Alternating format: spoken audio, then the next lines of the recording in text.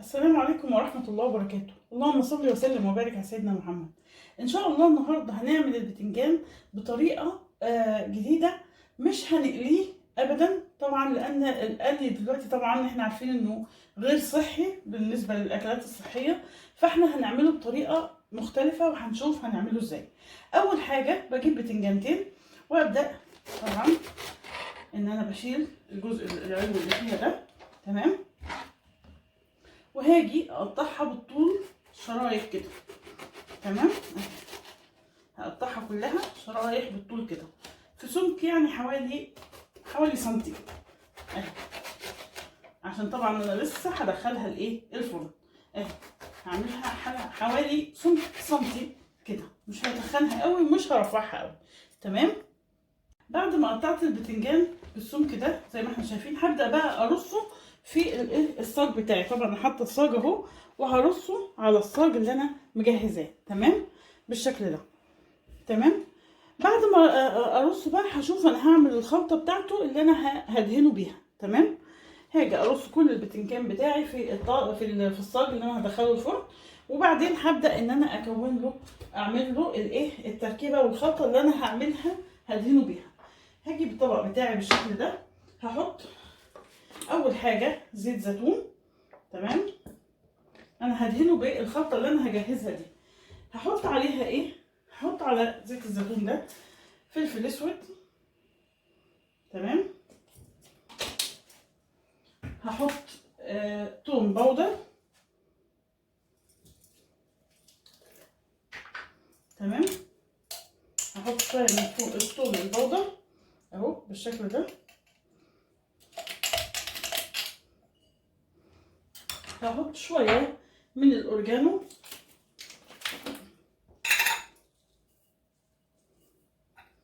تمام.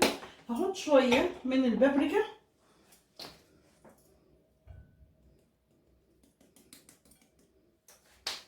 وطبعا ملح، تمام. وهحط معلقه الملح اللي هي شويه اللي هم يملحوا لي البتنجان بتاعي، تمام. وهخلط كل المقدار بتاعي ده، تمام. وهجيب الفرشه اللي انا هدهن بيها البتنجان اهو. انا هخلط كل الخلطه اللي انا عاملاها دي، تمام كده. وهجيب البتنجان قدامي وهبدا ان انا ادهنه، كل البتنجان هدهنه بالخلطه دي. ادي البتنجان اهو، تمام. وهبدا بقى ادهنه بالخلطه بتاعتي دي، تمام، اهي كده اهو. هغطيه طبعا من الوش ومن الظهر بالخلطه اللي انا عاملاها دي، وهدخله الفرن من 10 ل 15 دقيقه. يعني هدخله بالخلطه دي من 10 ل 15 دقيقه.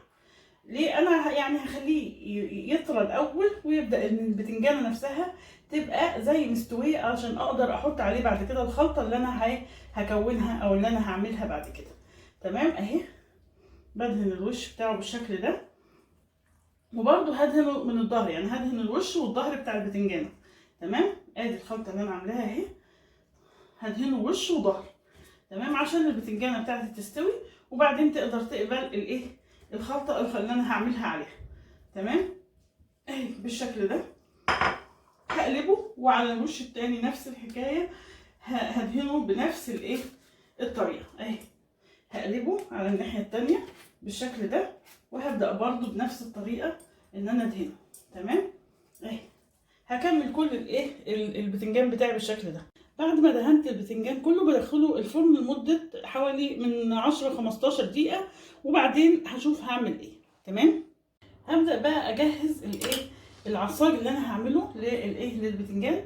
عندي بصلايه ونص كيلو من اللحمه وفلفل طبعا الوان، تمام. هبدا بقى اقطع البصلايه بتاعتي، تمام، عشان هبدا اعصج اللحمه دي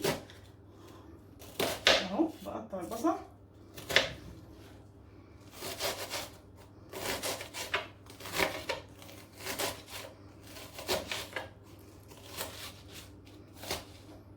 تمام.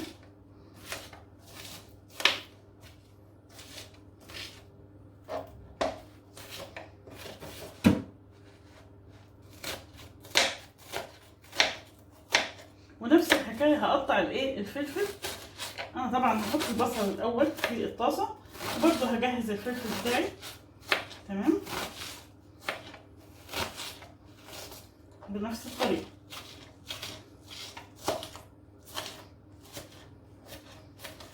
تمام، بعد ما قطعت البصل هنزل البصل في الطاسه بتاعتي.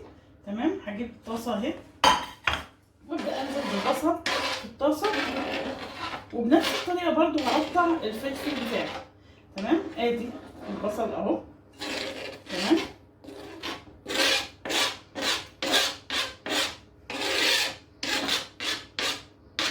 وهجهز بنفس الطريقه هقطع الفلفل. تمام، هجيب الفلفل الالوان عندي، اي حاجه انت عايزه تحطي، عايزه تحطي فلفل اخضر لوحده ماشي، عايزه تحطي فلفل احمر برده لوحده ماشي، اللي يريحك. الفلفل ده حاجه ترجع لك انت. تمام، اهو، وهقطع الفلفل. تمام، بالشكل ده.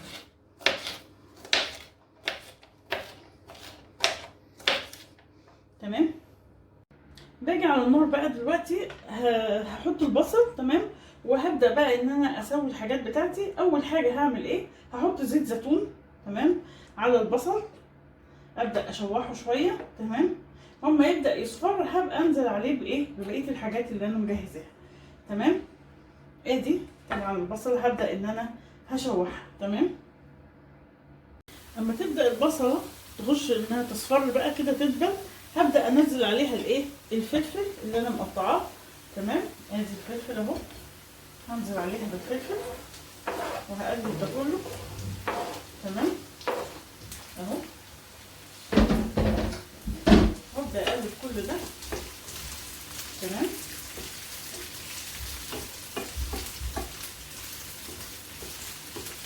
وبعدين هنزل عليها باللحمه اللي عندي اهي.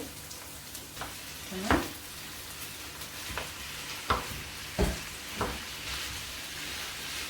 وابدا بقى احط اللحمه دي التوابل بتاعتها. تمام، طبعا هخلط ده كله الاول، الفلفل مع البصل مع اللحمه، وبعدين هبدا اتبلها. تمام، اهو، هجيب بقى عندي شويه فلفل اسود،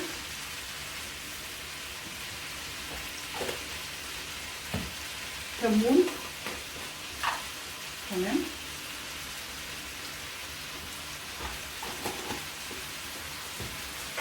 بابريكا،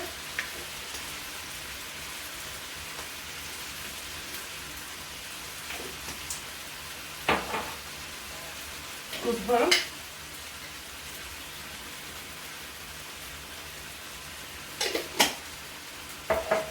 تمام، جنزبيل برضو شويه، وبهارات. تمام، ودي كل البهارات اللي عندي، وهبدا ان انا اقلب كل الكلام ده في بعضه. تمام،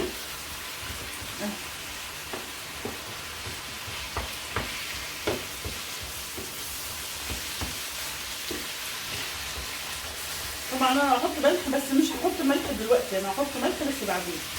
تمام، هقلب كل الخليط ده بقى مع التوابل مع كل حاجه مع بعضيها بالشكل ده،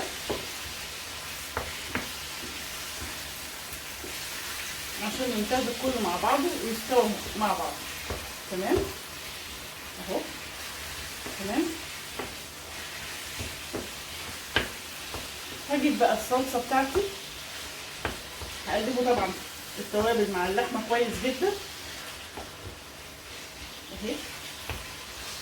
هكون مجهزه صلصه برضو عندي جنبي اهي عشان هحط عليها الصلصه، بس طبعا انا هخلط فيها عشان اللحمه اللون الوردي بتاعها ده يختفي خالص. لما اللون الوردي بتاع اللحمه ده، شايفين، لما اللون الوردي بتاع اللحمه ده يختفي خالص، هبدا احط عليها الصلصه واحط عليها اغطيها بالميه. تمام، شايفين شكلها.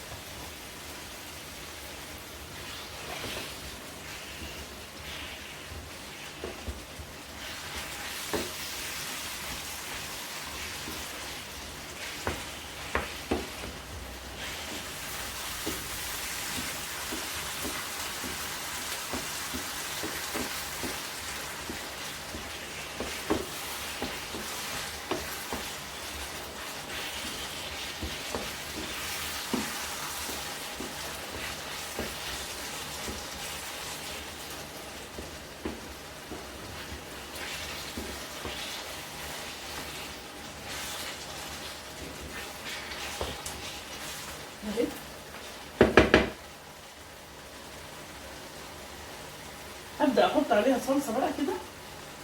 تمام. وبعدين احط عليها حوالي كوبايه من الميه اهي اهي. تمام. واسيبها بقى ايه تستوي فيها حوالي 15 دقيقه او 10 دقايق لحد ما تتشرب الميه بتاعتها دي خالص. تمام. هحط لها برده شويه ملح على قد ما ايه اللي هو الملح اللي هو اللي يحدقها، اللي هو الحلويات اللي ايه تبقى مظبوطه معاها. تمام اهي. وهسيبها بقى تستوي في بعضها. طبعا هحط الملح الاول وهسيبها لحد ما تستوي مع بعضها خالص. تمام. بعد ما اللحمه عندي استوت، اللحمه المفرومه هركنها بقى، اجيبها على جنب كده، وهجيب البتنجان اللي انا عملته في الفرن ونشوف هنعمل فيه ايه. اول حاجه هنعمل ايه، هجيب اول حاجه هركن طبعا البتنجان على جنب كده عشان هشتغل واحده واحده. تمام. ادي اول واحده، هجيب اول طبقه وهحط عليها الايه اللحمه العصاج اللي انا عصقتها. تمام. هحط طبقه من العصاج كده. تمام. بالشكل ده هفردها عليها اهي. تمام اهي بالشكل ده. وبعدين هحط عليها ايه، هجيب عليها شويه من الموتزاريلا اوزعها عليها بالشكل ده. تمام اهي. هجيب طبقه موتزاريلا عليها. وبعدين هنشوف هنعمل ايه. هجيب طبقه تانية. تمام. ونفس اللي عملته في الطبقه اللي تحت هعمله طبقه تانية. تمام. هعملها زي بتنجان طبقات اهي. ادي تاني طبقه اهي معايا اهي. طبعا هعمل طبقه كويسه معقوله كده عشان تشيل ايه اللحمه الموتزاريلا معايا، وتشيل اللحمه اهي بالشكل ده. واجي برضو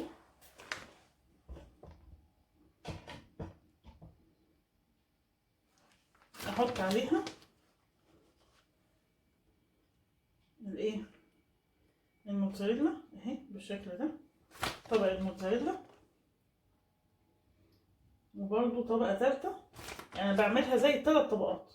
تمام اهي. وهاجي هحط عليها على الوش برضو طبقه ثالثه بالشكل ده، او هخلي دي عشان دي قاعده اهي. هعملها طبقه ثالثه وهحط عليها برضو لحمه مفرومه من العصاج اللي انا عملته اهو بالشكل ده. تمام.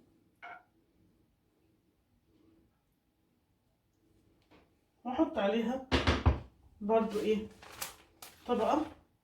طبعا هوسطنها كده مع البتنجانه. تمام عشان ما تقعش. انا لسه طبعا هدخلهم كل الكلام ده هدخله الفرن اهي. تمام اهي. احط عليها طبقه ثالثه من الايه الموتزاريلا على الوش اهي بالشكل ده. شايفين شكلها حلو ازاي؟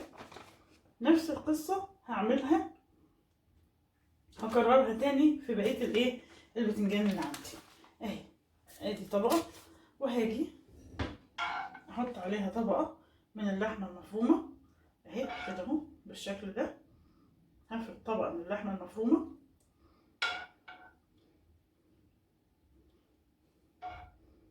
اهي العصاج. تمام.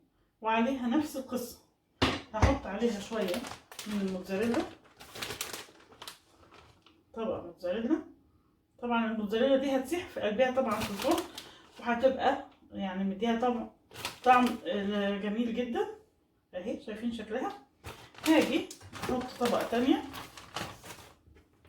ادي الطبقه التانية نفس القصه، هحط عليها لحمه مفرومه العصاج اللي انا عملته اهي. تمام. وعليها برضو طبقه موتزاريلا. تمام. وطبقه ثالثه نفس الحكايه اهي. تمام. انا كملت بقيه الكميه، بس الاتنين التانيين عملتهم طبقتين 2 بس، لانه البتنجان اللي انا عملته ما كفاش الاتنين، ما رضيتش احطها طبقه واحده، لا عملت طبقتين ودول 3 طبقات. وهدخلها الفرن وبعدين هنشوف شكلها عامل ازاي. شايفين شكلها بعد ما طلعت من الفرن عامله ازاي؟ شكلها والجبنه ساحت فيها وجميله ازاي. بقدمها بالشكل ده وبقدم جنبيها سلطه زبادي. وبكده نبقى انا خلصت البتنجان. وما تنسوش بقى تعملوا لي سبسكرايب وشير.